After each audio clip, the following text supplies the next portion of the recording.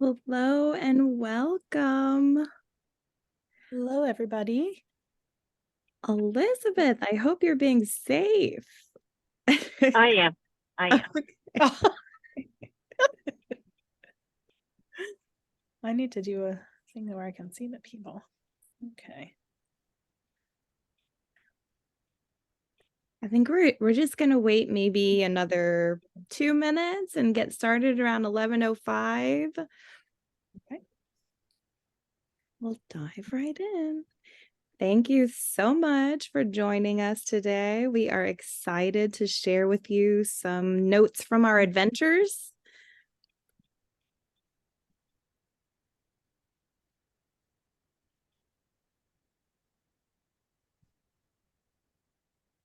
Ashley, is there a special thing that you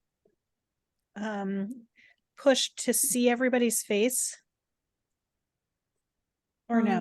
Can you see people? Can see everybody. Okay. Oh, maybe view option here. Hold on. And just Alicia, like view and side by side gallery in Yeah. the upper right hand corner. Yeah. Okay. Gotcha. Now I can see a few. It makes me feel a little less like I'm You in can like drag a over sort Yep. of the two sides of your screen to try to get everybody's Perfect. boxes in. Thank you. Makes me feel better when I can not feel like I'm speaking to a vacuum. I see some people. I think I like it.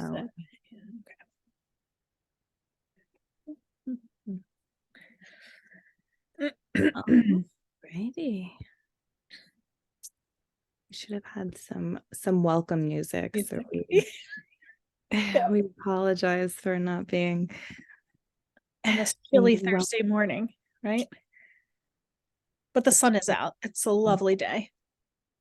I'll take it. I'll take the sun. Yep.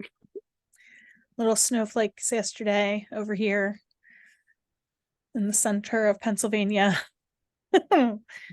but also some sun. So it's a trade-off. Yep. I'll take the trade-off for sure. All right. So we will, if anyone else joins, we will welcome them right in. We'll go ahead and get started. So the name of our presentation this morning is right here in front of you, Revisioning and Redefining Teacher Prep at Penn State. And today you'll be joined by myself and my esteemed colleague, Alicia McDyre. So do you want to let us know, give an overview? Yep, absolutely. Today's session, we have about an hour. So we'll do some quick introductions, then we'll ask you about yourselves as carefully as you can. If you are in a space where you can add to the chat, that would be fantastic. We'll show you a slide about what we're asking for. And then we'll talk about, oh, there is Lee. And then we'll talk about we've kind of broken into two sessions. We're going to talk about the revising of our teacher ed performance framework. And I'll be mentioning the steps involved in that and kind of the visioning process and where we are with that, that action. And then Ashley will be talking about revising her literacy syllabus for a course. And then we will move into some breakout rooms for conversation. We will then regroup to kind of talk about a debrief of what you've talked about in those breakout rooms, which you'll be able to self-select based upon the titles of the rooms. And then we'll leave a little time at the end for questioning and to hear more from you and, you know, provide more feedback if we have more sage wisdom to elicit. So that's how we have it set up.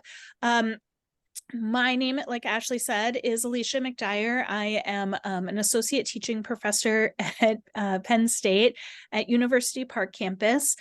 Part of my position is director of the Curriculum and Instruction Field Experience Office at Penn State. So that is working with the students and the faculty supervisors that go into schools to supervise our student teachers and pre-student teachers and even sometimes our students in early field experiences.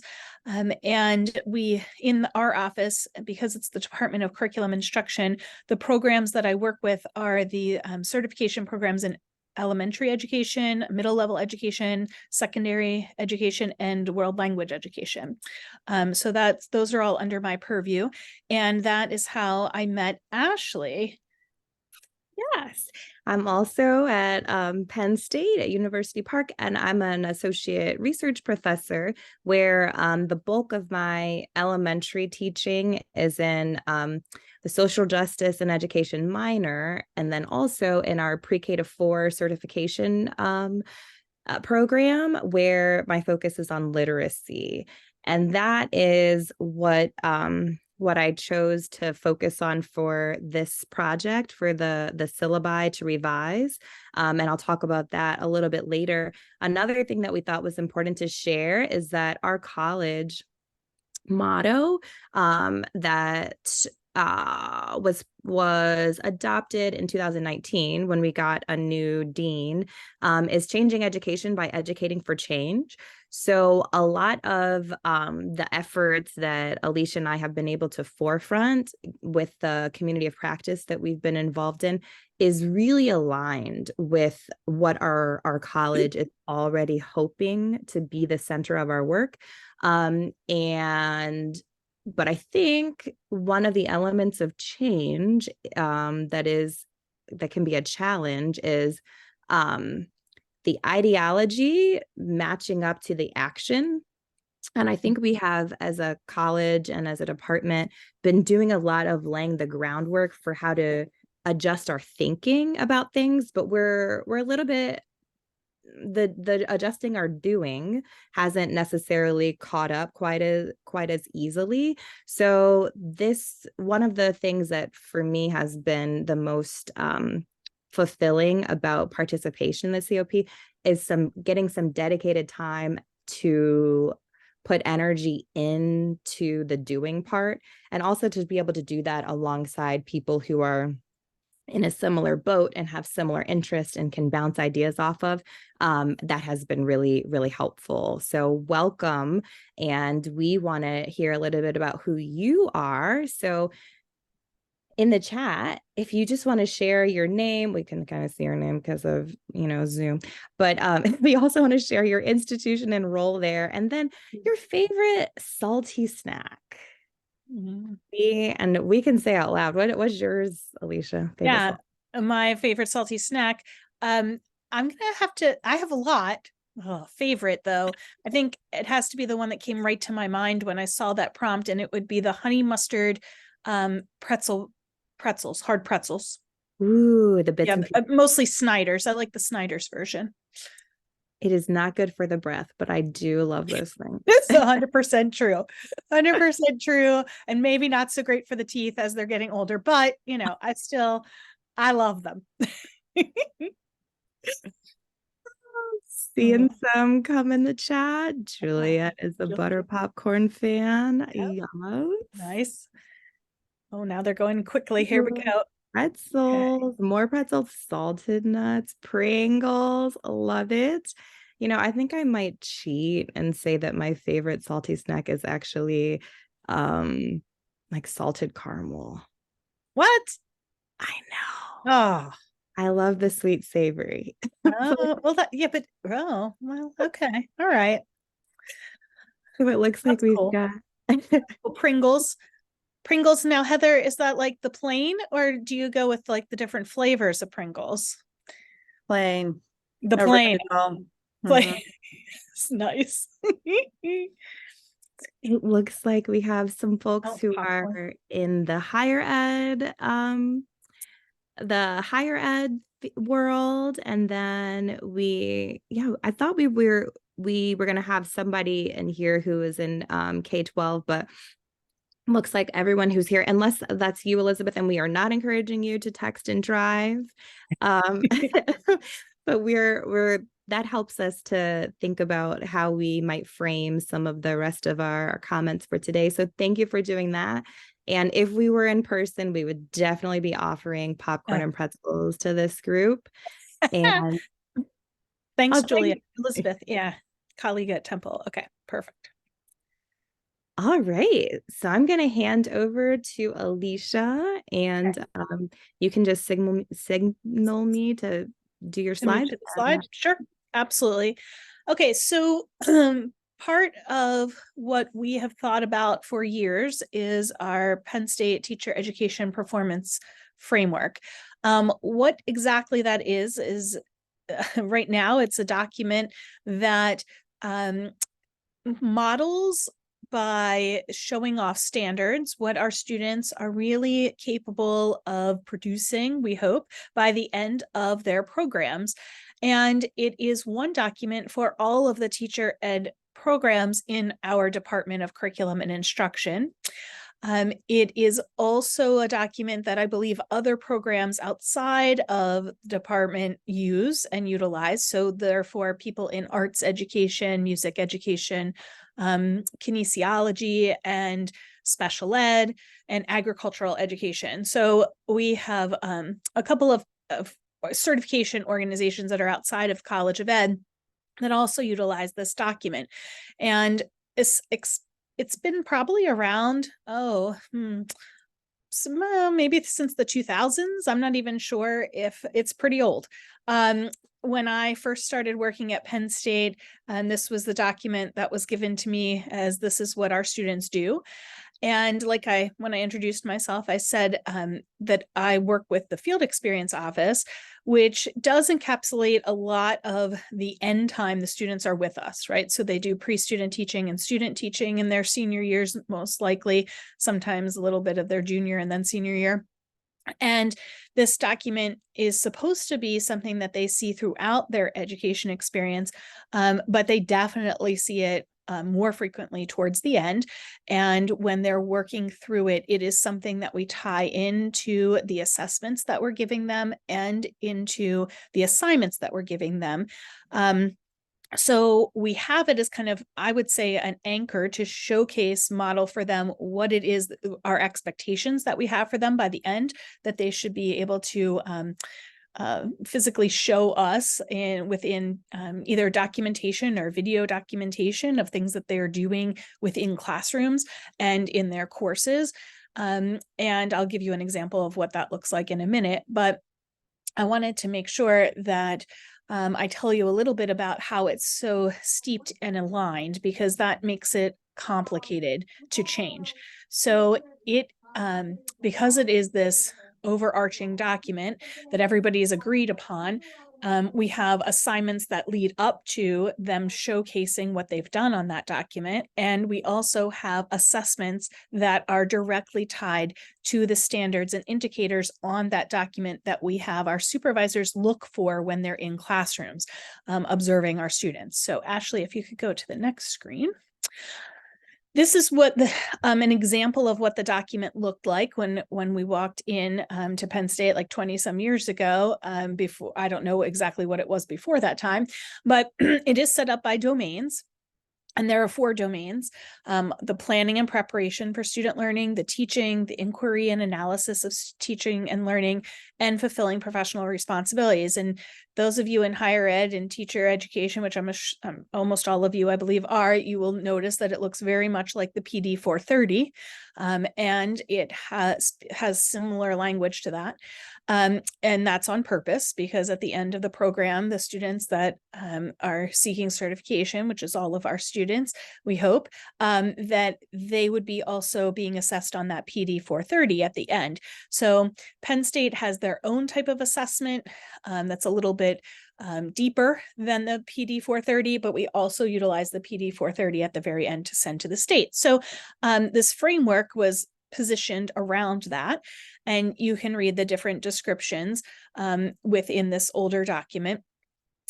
We took a look at this over the years, at least the last 5 years, and we were in conversations with our colleagues talking about this needs revised. Like, I don't think anybody has revised this, and things are changing in education. So next screen, please. We decided it definitely had outdated concepts and language to it. If you are familiar with the website that Luca and Juliet showcased from the PEDC and the CRSE repository of information, you would see on my section of that website the entire framework, if you'd ever like to look at that and see where we started. Thank you, Luca, for putting that the link in the chat. So you could see the outdated language, and you could see the indicators that we had in that old framework. We noticed that the language, wasn't really matching what our students were hearing or what we were saying in classes anymore. School districts, the context of school districts were changing, and our university contexts were changing. Like Ashley mentioned, we have a new dean. She came around in 2019, and because when she just happened to come in the time where we also needed to update our strategic plan, and she decided on the motto of changing education, educating for change. And then also for really focusing in that strategic plan on matters of culture and of social justice and of looking at our whole community and equity. And we were in these conversations, mostly for the strategic plan, but also for what are we doing in our programs in education? How are we helping our students be more in their classrooms and really preparing them for the world that they're walking into and beyond that? And if we haven't changed a framework in over 20 years, that doesn't really bode well for revisioning and looking towards the future. And then it just so And then it just so happened that PDE also was changing and adding to competencies, right? And those PDE competencies are things that we have to adapt and revise within our curriculum so that we're meeting the standards for PDE. So that kind of came as a good push to the process. We had already kind of started the process of looking at changing our framework, but we met Juliet, Ashley and I met Juliet at a leadership forum, our year-long leadership process, an experience, should I call it? And then in the CRSE community of practice came along, and it was almost like in your lap, perfect timing for me. So on the next screen, then we took it to a step further. So one of my colleagues from Penn State is on this call, and it happens to be Dr. Hafner, Leanne, who I work really closely with. She's also in she has a variety of jobs, but one of them is working in the elementary program as well, the pre-K to 4 program that Ashley and I are both working inside. And whenever I want to do something, usually university-wide, college-wide, I kind of talk to Lee about that and see what she thinks, because Lee is located at one of our other campuses that also houses the programs, the elementary program that we have. And whatever changes we make at University Park, it has to be changes that our other campuses that have our programs can also make, because we need to be thoughtful, of everybody's space and time and who they have employed there and what will actually work. So we have to think broadly about change. That does sometimes create kind of complications to our process, because as you can imagine, at University Park, we have a lot of resources and a lot of depth to our faculty.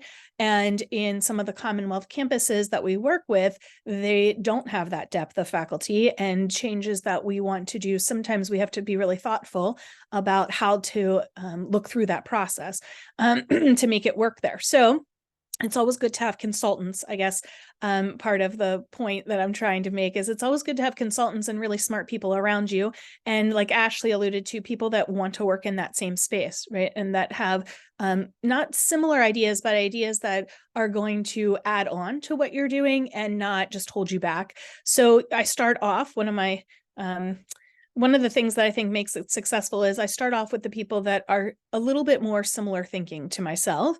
And then after we have a pretty strong product, then take it to people that might, push it around a little bit and offer some dissenting views. But what we did is we started to look at our framework. We didn't want to trash the entire thing. So I initially worked with just Lee, And then in the COP, I would provide some of the things that we were working on for feedback from the COP members to see what they were doing, or I would listen into how they were doing, what processes they were using in their own institutions, and then take that back. So Leah and I really spent more of our time looking at the wording, looking at the competencies that PDE was pushing forward, looking at PDE revision and change language. And then we looked at a lot of other spaces for standards in CAPE and how they were writing their standards. We looked at, now I can't think of her name, but we looked at in-task standards. We looked at a variety of things in order to come up with just a first draft. And, you know, if you've been in the research world, you know how that first draft comes together. And we put it all together. We did this pretty much over a summer, you know, a couple little visits over a summer. And also how things work at institutions, and hopefully yours is different, but it feels like it takes forever. So this was probably a year and a half, 2 years ago that we started the process. All right, Ashley. And as you notice, I only put our domain A on this slide because legit our first draft was probably 5 pages long. And we gave options, right? Like we left spaces for people to comment. We had like, oh, do you like this standard 1B or this standard 1B? Which one do you like the wording? We don't really like this. What do you think about this one? And we kind of drafted a document with the starting language on it. We kept it similar to what our framework was already because we didn't want to lose the planning. We didn't want to lose the teaching. We didn't want to lose inquiry and analysis of learning or professionalism. We wanted to keep the core ideas in there, but we wanted to word them differently, more authentically, and thinking about all students. We felt like the way that it was worded before was pretty linear and not complex at all in thinking about the changes in the demographics and the context of schools and what teachers were really being asked to do. We didn't really have that included anywhere. So we left this in editing mode. We put it in a Google Doc. And when I say we, it was Lee and I. And then after that, I would take this to our community of practice and see what they thought as well and explain what my process was. What I would do with this is I would take this back to then my supervisors who do most of the work around this document with our students, because they're really interpreting the words of this and watching the actions that our students are doing and calling them to this framework. Like, oh, how have you, planned for everybody in this classroom today? What did you do with your teaching when you noticed that John wasn't paying attention? So they're the ones that really utilize the framework in action. So I took it back to all of our supervisors and asked for their feedback. And that we had multiple meetings where we would take it apart and just look at A, the whole grouping of A or B or C or D. And then we took it to the rest of the campuses and at a meeting with the directors at the rest of the campuses that house our programs and asked them for their feedback. And then we developed, more of the document from there. Then we took it to our associate dean, who should be reviewing these types of documents. And then from there, we took it to the departments and the faculty. Okay, Ashley. So after everybody in that space that I talked about, kind of university department-wide, looked at it, they provided feedback. And I'm going to be real honest with you, it was minimal. Like the supervisors that work with the framework, they had a lot to say, okay, because they're dealing with it every day. The directors in the different programs, they had a lot to say because they're also really noticing what's happening in the schools and with their students. Our faculty, they looked at it at like a faculty meeting. They didn't really have as much to say. I think they thought it was good that we did it for them. And that they were definitely like on board, this needed to happen. And then university-wide, I took it to a meeting with our different certifying bodies, like I mentioned earlier, the ag and the art and so forth. And they reviewed it and not much feedback. We didn't get much feedback from them. Okay, so then I let it sit for a little while and kind of listen to what people were saying in the COP, what kind of work they were doing and progressing. And then we had still some scenarios where it was, oh, A or B, should we pick this or that? So after I got it to a pretty decent spot, I took it then to the other stakeholders, our school districts and our school district partners and teachers in that space, so they could review it and see if it really dovetails to what they're doing in their spaces, or if we're going to be asking students to do things that are totally out of left field and they wouldn't be able to do that. And I went and met with all of our districts and showcased this framework for them too. Okay, Ashley. Then we drafted again, where we made, some definite changes to the language. We tried to be way more inclusive and think about our students and our students' voice and agency. We also we weren't explicit with CRSE competencies, even though I know this webinar is about that. We didn't explicitly make sure we had each of them in it. We made sure that each of them was going to be showcased in a way within the work they were doing. Okay, next.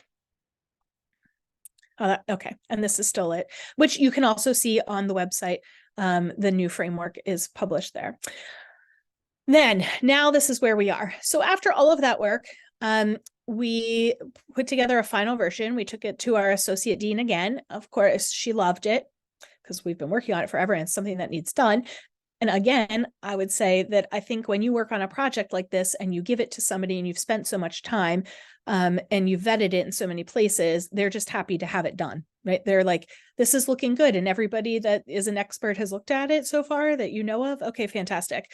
So we are going to pilot the version that we have this spring. We do different cohorts of students coming in at different times. So we do have a student teaching cohort at University Park. We have a couple of them this spring. So we will pilot this this spring. And then we will begin using, hopefully, the revised framework in the fall.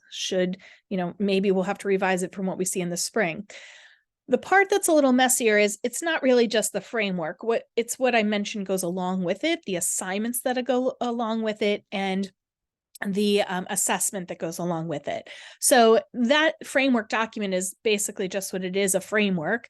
But what it really does is it showcases, the different portfolio assignments that we have our students do and the different assessments that we hold them accountable for towards the end. So that is actually what we're implementing from this framework. And then we'll go from there and see how it's worked. Ashley. Yeah. Is up next. Okay. Thank you, Alicia. And that is a wonderful dovetail into what I'll talk about.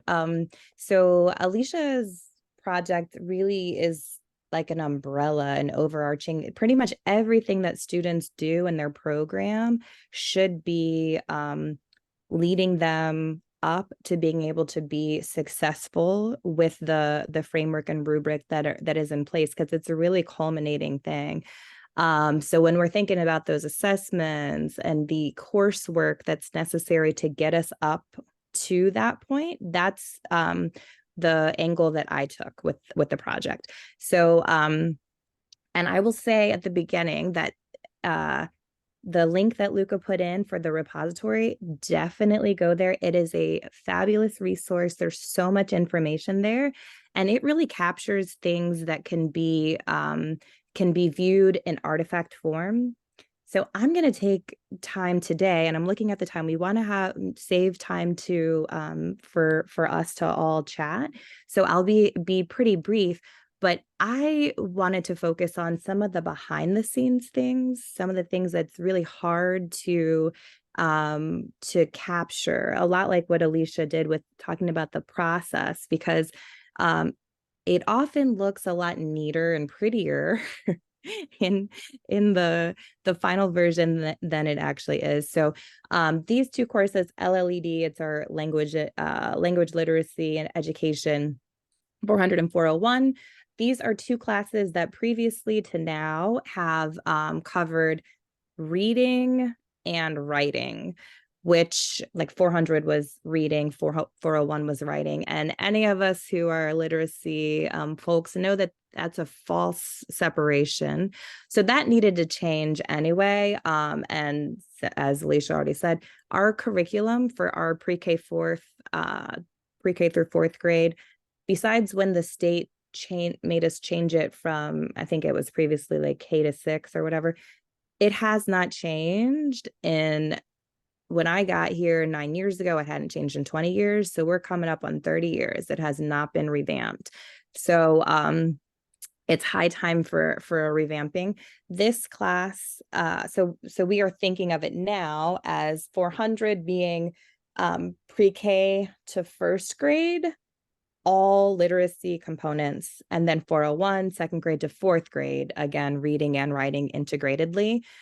This is usually the first semester that our students have completed all the prerequisite coursework to get into the education minor officially.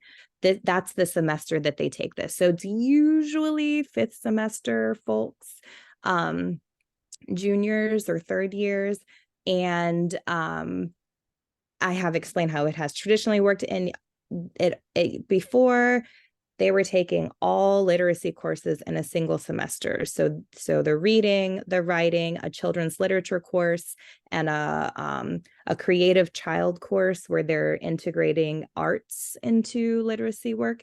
And now we're going to be separating out these courses. So they'll have one semester that is focused on the earlier part of early education, but also with a disciplinary course like science or math or social studies, because previously all of those courses, those methods courses, happened in the same semester. And there's nothing, the only real explanation for why we were doing it that way is because we had been doing it that way. So again, change is necessary. This stagnant curriculum, early childhood and or education and early childhood, whatever is, I can never remember what that stands for. Elementary and early childhood education. I think this should be EECE, not ECE. That's the problem. Yeah. So that needed to change. And we also needed to, since all of this change work is happening, being able to align with our college vision. So again, our motto is changing education by educating for change. And we have written into our strategic plan a very explicit commitment to anti-racist teaching. And we have, our dean has announced the goal of us being an anti-racist college of education, which is a lofty goal to have, and one that many of us support, and also one that is very difficult to pinpoint and decide how we are making strides in that direction. So this was an opportunity to make some clear attempts at aligning with that vision. And again, this was a very ripe time for us to be doing this by having the support of the COP. So who are the who, what's, when's, and how's? There was a team of myself and two additional folks at University Park who worked on this process, but we also worked with folks across the state. Our university has over 20 campuses across the state. Not all of them have a college of education presence there, but we have a rule where we need to be working with the same syllabus across all of our institutions.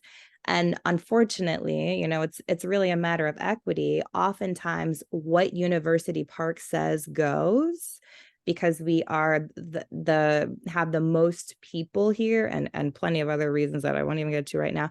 But that seemed for us to be very anti the whole concept of of culturally sustaining competencies, to just decide this is what we're going to do. So we also involved folks who volunteered to support the process and to own the process along with us.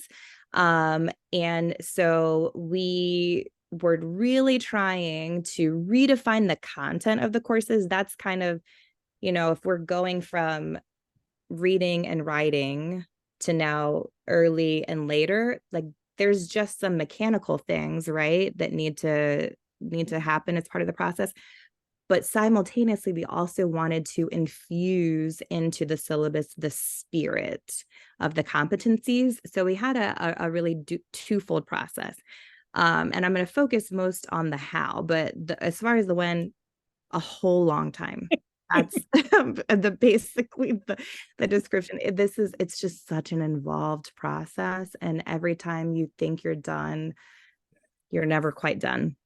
But here are some of the things that and really because of my participation in the COP, I was able to be a lead on some of these things. But one of the things that I was really committed to was beginning with relationship building. So even though we're colleagues and we work together and some of us see each other more often than not, a core concept of culturally relevant and sustaining practices is human to human contact and relationship. So it was a bit of a paradigm shift, I think, and especially when we are so results and outcomes driven in the world of higher education, we set aside time at the beginning of all of our meetings to check in with each other, just see how we were feeling. Sometimes it was a prompt, like sharing salty snacks, but when it came to really getting into what are the things that we want to prioritize, it made a world of difference that we knew each other, knew some tidbits of information about each other, that we knew if someone was having a hard time that day, why they were having a hard time. That was really an invaluable contribution to the space that I don't think can be captured in just looking at a pre and a post draft of the syllabus. It was hugely important. That also led us into being able to identify what were the core values that we had for the syllabus. And we didn't, I think the fact that we knew each other, or we were building these, these meetings were through Zoom. So it wasn't like a in-depth, we're not going to be in each other's wedding parties necessarily, but we get that part of getting to know each other helped us to establish some core values. And whether or not it was explicitly stated, I know that I was often drawing upon those kind of casual conversations to either as a spark for asking more questions for clarification from colleagues, or it gave me an opportunity to be like, well, I know this person has said this before, so now I'm including that in my understanding of the big picture. And we also had a commitment to not holding ourselves to a linear process. I think that I think it's Stephen King who once said that it shouldn't be called writing, it should be called rewriting. And we kind of started from the beginning, like any decisions we make are always up for revisit. And I think just entering with that spirit made us less attached to any particular decisions that we made in a point, which ultimately, as part of why it took so long, but I think it helped the process as well. We were, part of the competencies is the student-centeredness of culturally sustaining practices. And we had to think about both our students and the students that they are working with. So both of those, when we kept coming back to, okay, how does this support the student? How does this support the student? That was the common refrain we had. And we had to think about our college students and also the kiddos that we're sending them out into the world to be a really facilitating part of their lives. I think just two more things. Shared leadership, but also with appointed responsibility. So again, I took on the role of leading the group, as far as like, I was the one who was creating the Google Docs. I was the one who was sending out emails to remind people to be a part of things. And that was necessary. That appointed responsibility was necessary to propel the process. Otherwise, it would have stalled out. I'm fairly sure. And I had to balance that, though, with really with trying to maintain the shared leadership, like not allowing in some ways for people to give me more responsibility than made sense, because that's easy to do. But I think part of, again, why we were able to diversify the leadership and really maintain universal levels of contribution was back to that relationship building. And the last thing is reviewing multiple forms of data. So some of the things were just, actually, our syllabi don't include reading lists and things like that. It's much more high level. But one of the things we did was we just pulled up images of the authors of each of the readings that were featured to just do a visual audit of who is represented, who are we messaging to our students, our voices that count as authority. And it was something to notice that 85% of our authors were, well, 95% of them were white and 85% of them were white women. We need to think about that. So that was one of the bits of data we reviewed, but then we also collected information from students as far as what they appreciated about the classes and what they didn't, because we didn't want to be in a vacuum making all of the decisions without keeping students centered. So that was one way that we did that. So all of that ultimately has led us to these next steps where we're at University Park. We're a little bit delayed in rolling out the new structure, but some of the other campuses are doing that already. So as they're doing that, we are gathering information about what's working, what's not. And the biggest thing I think that we're figuring out is the syllabi do a good job of laying the groundwork, but they don't determine what happens in the classroom.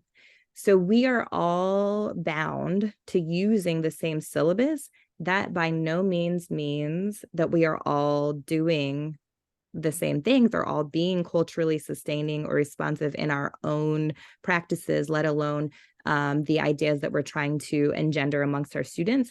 So that's really where we need to go next, is figuring out how and Alicia's project helps a lot with that, to figure out how do we get to that doing level.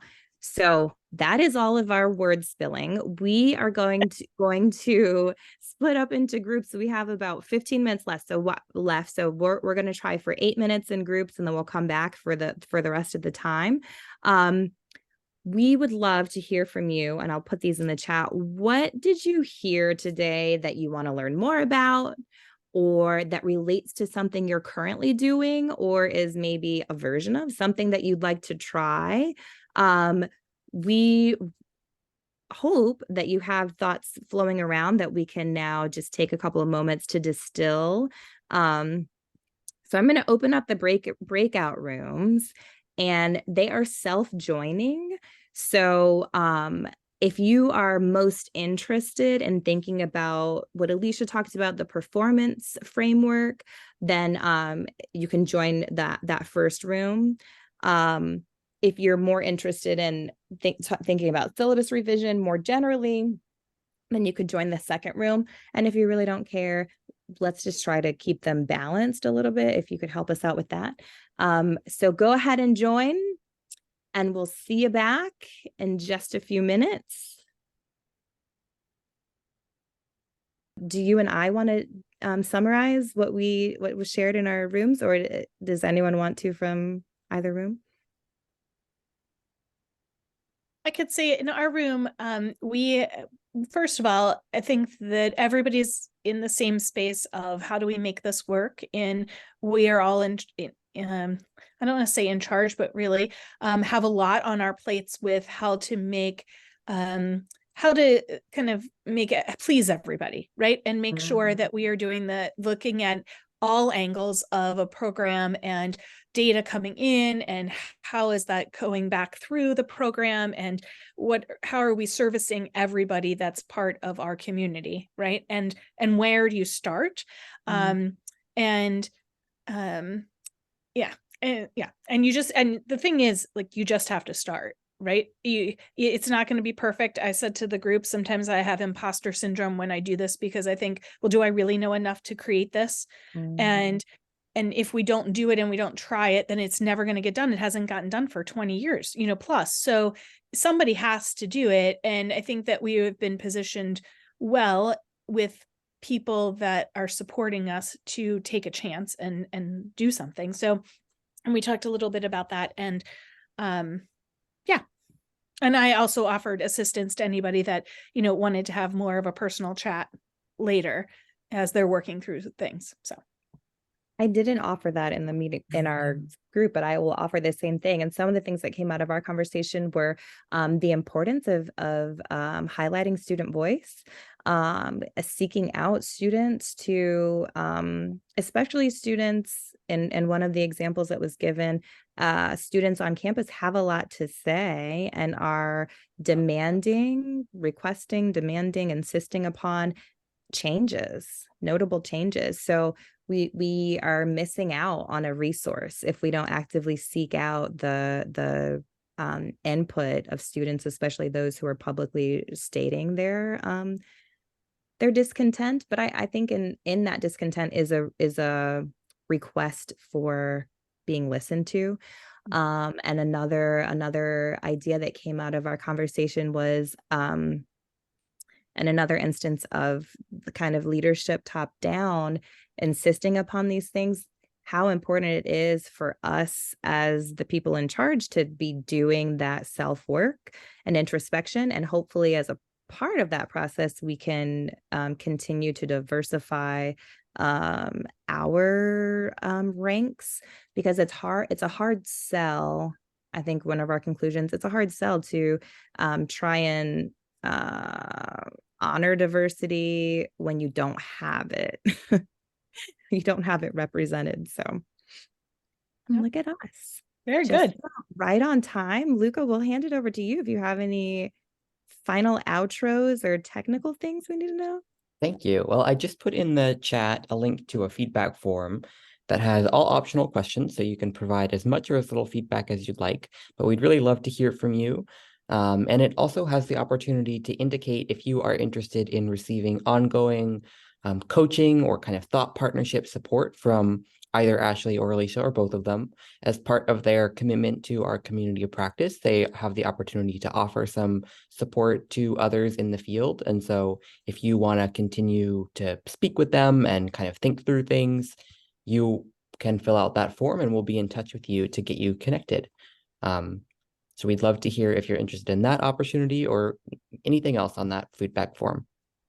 We really appreciate your time. And we will send the recording of this very soon, within the next couple of days. Excellent. Thank you. Thank you. Happy pre-Friday. Yay, everybody. That's right.